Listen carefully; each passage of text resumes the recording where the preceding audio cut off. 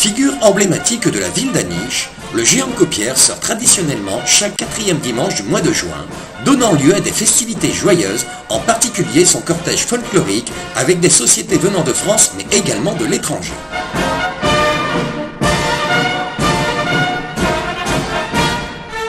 Notre géant Copière est l'un des plus grands de la région puisqu'il toise à environ 6 mètres de hauteur. Il représente un tambour-major du Second Empire tenant sa canne tambour-major et son bonnet à poil.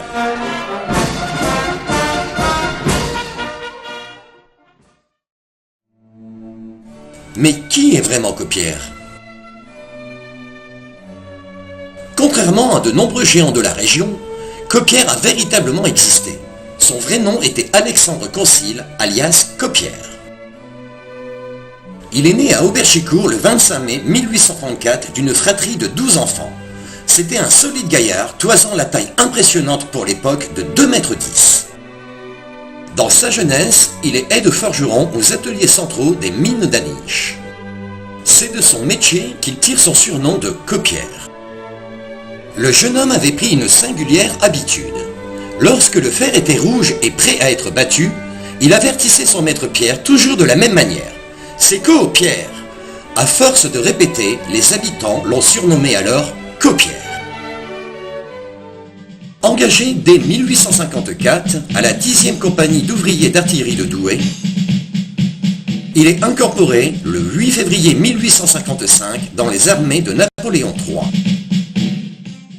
Il continue sa carrière à Bordeaux au 38e RI, puis à Lyon au 46e RI. Alexandre Concile participe aussi à la guerre de 1878 contre les Prusses et obtient la médaille militaire des mains du maréchal Marc Mahon, futur président de la République. Fait prisonnier après la défaite de Sedan, Alexandre Concile est enfermé au camp d'Erfurt en Thuringe jusqu'au 14 avril 1871. C'est à cette époque que survint un épisode peu commun alors qu'il est prisonnier. Le hasard de la captivité le met en présence du roi de Prusse, Guillaume Ier. Ce dernier, admirant cet impressionnant soldat, donna l'ordre de lui octroyer une double ration alimentaire.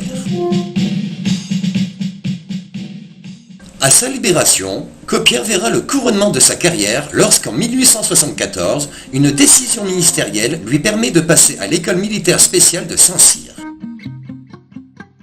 Il termine sa carrière militaire en 1880 comme sergent-major après 25 ans d'années de service.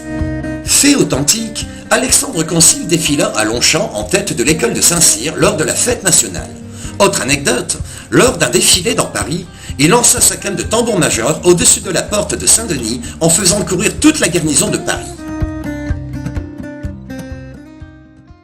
Sa carrière militaire finie, il retourne dans sa ville natale d'Auberchicourt où il résida rue de Douai. Il sera conseiller municipal de 1896 à 1904. Il décède le 28 décembre 1909 à l'âge de 75 ans à Aniche, chez les Sœurs à l'Hospice situé rue du Grès. Il sera alors enterré au cimetière du centre. Son corps sera ensuite transféré au cimetière du sud, au pied du monument de la guerre de 1870. En 1910, une querelle entre les harmonies de Douai et d'Aniche va provoquer l'origine du géant. L'harmonie de Douai n'ayant pas répondu aux invitations de celle d'Aniche, et de fil en aiguille, les Anichois, menés par le poète patoisant Jean-Baptiste Bourlon, décident de se venger et d'organiser une fête le même jour que Gaillan. Mieux, ils construisirent pour l'occasion un géant de 6 mètres de haut et prirent pour modèle un géant en chair et en os bien connu dans la ville. Un ancien sergent-major du Second Empire nommé Alexandre Concile, que tout le monde désignait par son surnom Copière. La première fête de Copière aura lieu le 9 juillet 1911. C'est un succès grandiose. Une foule nombreuse est rassemblée tout le long du parcours pour voir passer le géant tambour-major. Le président de l'harmonie municipale, Jules Dangros, a composé l'air du géant Copière. Cette première marche de Copière rassemble 23 groupes, dont 7 formations musicales.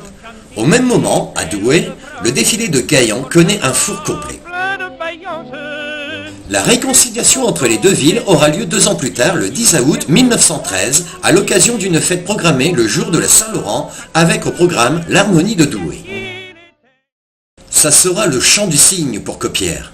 Des problèmes internes dans le comité et la Première Guerre mondiale mettront un terme à cette grande fête populaire. Le géant disparaîtra durant une quarantaine d'années. En 1954, sous le mandat du maire Jean Schmitt, à l'initiative de Julien Lagrange, alors conseiller municipal, la fête et le géant ressuscitent. C'est l'artiste René de Coman qui se charge de réaliser la tête du géant. Dans une ambiance chaleureuse, le géant Coppière retrouve une ville en liesse. Depuis cette date, chaque 4e dimanche de juin, la figure emblématique de la ville déambule à la tête d'un cortège fort coloré. Quelques dates à marquer d'une pierre blanche. En 1965, la musique de la garde républicaine de Paris et la section de gymnastique participa au cortège. En 1966, c'est l'escadron des motards de la garde républicaine qui anime le cortège. La même année, le disque de la musique de Coppière est enregistré à Paris. Et la même année, le carillon de la mairie est inauguré et sonne la musique du célèbre géant. Autre date importante. En 1969, Coppière fête les jumelages d'Aniche avec les villes de Bobingen en Allemagne, de Nuviborn en Pays tchèque. Le cortège devient international avec ses showbands, ses majorettes hollandaises, ses groupes carnavalesques belges, ses gilles et bien d'autres encore. En 1972, Coppière est fêté conjointement avec le centenaire de l'harmonie municipale d'Aniche. En 1974, voit la venue du 43e régiment d'infanterie de Lille pour le 20e anniversaire de la résurrection de la fête. 2016 marquera le 61e cortège de Coppière depuis 1911. À cette occasion, il partira exceptionnellement et symboliquement d'Auberchicourt, la ville où il est né et où il a vécu de nombreuses années.